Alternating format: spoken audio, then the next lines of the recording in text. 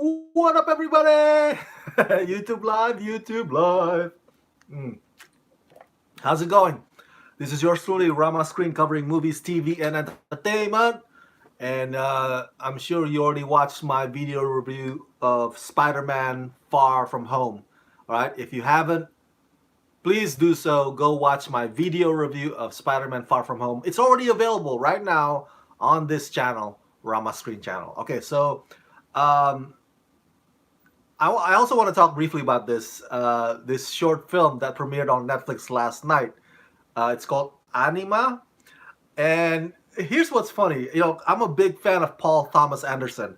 The eight-time Oscar nominated filmmaker Paul Thomas Anderson, who gave us um, There Will Be Blood, Inherent Vice. What else? What else? Boogie Nights. Come on, Boogie Nights is awesome.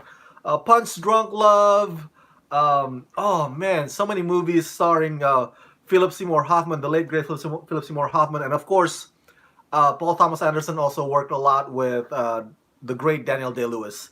So when I heard last week, Netflix kind of like dropped the teaser, like, "Whoa, Paul Thomas Anderson has a new thing coming up on Netflix." I was like, "What? Is this gonna be like freaking Alfonso Cuarón last year with Roma? Is this gonna be like the Roma of this year?" Paul Thomas Anderson is a big name. He's one of those guys where only a number of filmmakers have this power or influence where their names are attractive enough for you to even it's efficient enough that you're like, "Oh my god, Steven Spielberg directed that, I'm in." Or like, "Oh my god, Wes Anderson directed that one, I'm going there." Oh my god, so Paul Thomas Anderson is among that group, among those ranks. And back then, I think there were only like a few exclusives, like Martin Scorsese, Steven Spielberg, Stanley Kubrick. But now there's a few, Wes Anderson and Spike Jonze. Those names where you or Spike Lee, for example, when you see the name plastered on the poster or on the trailer, you're like, "Oh, I don't care if I don't know what this movie's about, as long as it's Paul Thomas Anderson, I'm in." Um, Unbelievable Montage says the album is about 40 minutes. Okay, all right. I haven't checked out the album yet. I apologize. But I did finally watch this short film. Just right now, I was eating my lunch. I was like, what am I going to watch while I'm eating my lunch? I got to watch something while I eat. So, boom, Anima. And I was surprised that it's a short film. I was expecting like a 3-hour movie. Come on, Paul Thomas Anderson never makes movies that are like less than 3 hours long. So I was like, "Oh, short film. Okay, this is the teaser that Netflix dropped last week. I'm surprised that it's only 15 minutes long, and I'm surprised that it's a musical short." And I was a little iffy a bit about it because the last um, musical visual stuff that Netflix uh, unleashed upon us was that Andy Samberg spoof about Jose Canseco and Mark McGuire. And I gotta be honest with you, I was not really a fan of that one. That was more ridiculous than it was funny.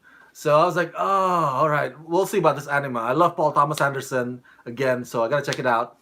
And it features the score by Thom Yorke, right? The frontman for Radiohead. I did not grow up a fan of Radiohead. I gotta be honest with you again. In the 90s, I was more of a Oasis fan. Maybe you're gonna be the one that saves me.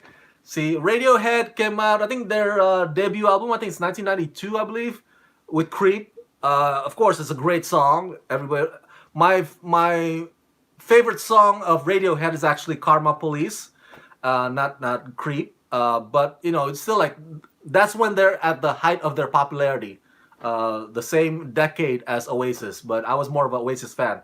So over the years, of course, Thom Yorke has branched out as well, not only doing solo but also doing soundtracks. Most recent one, Suspiria, last year, which I haven't actually checked out. If you guys have, let me know how that sounds. Tom's music for that one. So now we have this one. Now, you guys just told me that the album lasts about 40 minutes long. All right, so the short film is only 15 minutes long. And my reaction to it is, it's so bizarre, but in a good way. All right, you can watch it right now on Netflix. It starts out with this scene in the subway. It's as if like they're all sheep or cogs in a machine. Like people are going to work, and they're like trying to keep themselves from falling asleep. Keep going like this all the time.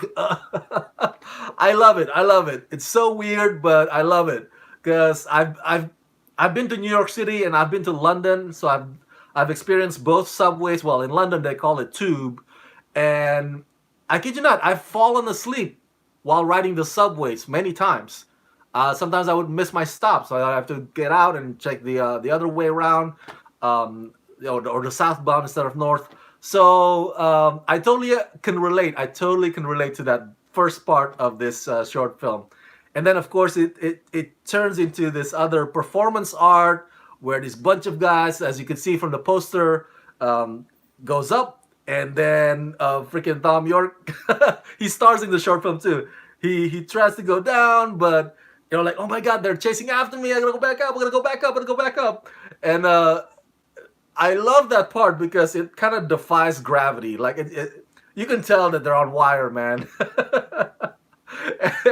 And it's one of those things where this character by Thom Yorke, Unbelievable Montages. My favorite part was the third song when they were dancing on the side of that wall. Yep, that one's cool too.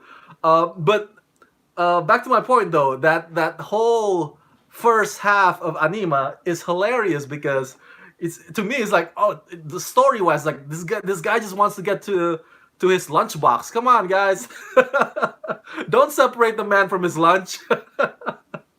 um, and then of course it morphs into something more romantic, and of course the short film, if you've seen it, it features Thom's girlfriend, Italian actress named Dajana Roscioni. I apologize if I butchered that name. I apologize. I'm not good at pronouncing names, but she is gorgeous. Oh my god, that's the first time I've ever seen her. All right, so I looked her up, and she hasn't really done any big movies. She's only done a bunch of shorts in her very, you know, still very early career. She's done TV movies. She's done maybe music videos as well, other than this one. But yeah, but she's not famous.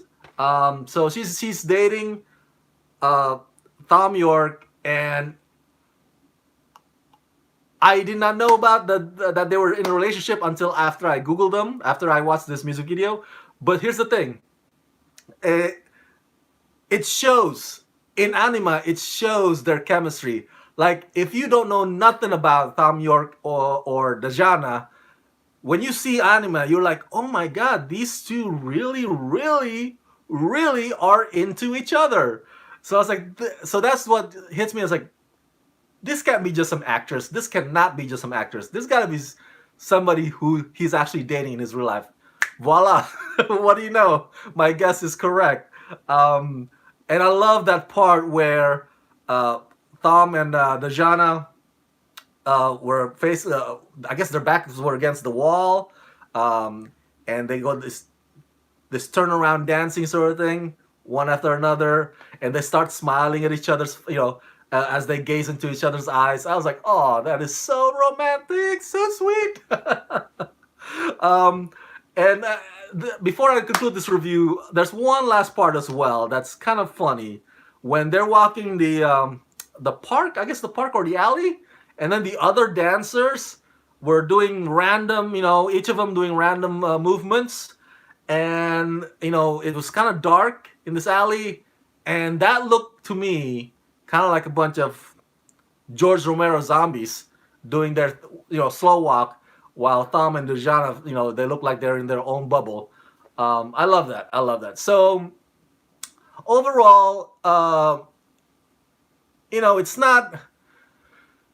not uncommon for for great filmmakers or notable A-list filmmakers to be directing music videos. Wes Anderson has done several music videos, I believe, and Spike Jones has done several music videos. So, but this one is 15 minutes long, so I guess you can call that or consider that extended music video. Um, what do I think about the songs featured in this or the music featured in this? I gotta be honest with you again. I'm not too crazy about it.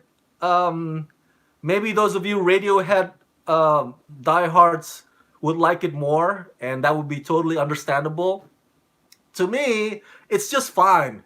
It sounds like music that you listen to when you have or when you're on Ambien. You know what I'm saying? Sounds very cathartic, like you're in therapy or in a massage room.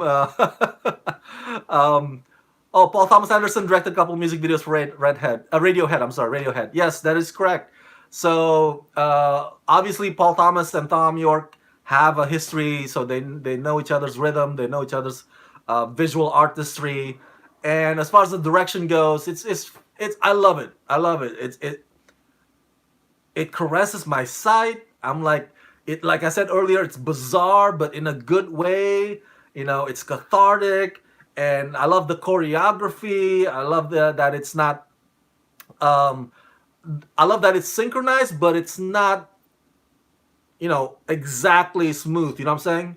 I like there's messiness in it, and I like that because that's art. Art is messy. Art not is not always you know smooth or precise all the time. So and I like that. It's a performance art, and it's romantic. It's romantic. It's sweet. It's endearing. That part when they're on the bus at the end, I was just like, oh man. Now I gotta get me some girlfriend. Thom Yorke, you are awesome, bro. So I love it. I love it. I don't have any bad things to say about the music video itself. The music itself.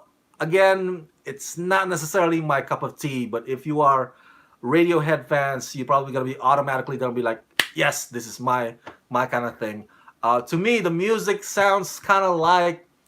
Here's another description. The music, especially the second half of Anima, the music sounds or the song sounds like the last part of every Coldplay songs. You know, after Coldplay does their lyrics, they do their chorus, and then they do their chorus again, and then right before, sorry, the clock, right before the music fades, there's that moment in between where it's just like slowly but surely going out. That's how I feel about this one. Again, though, it's not a negative thing. All right, it's not a negative thing. I really recommend you guys watch it. If you haven't seen Anima, it's on Netflix right now everywhere. Thank you so much for chatting with me and tuning in on this special live review of Anima. Let's rock this.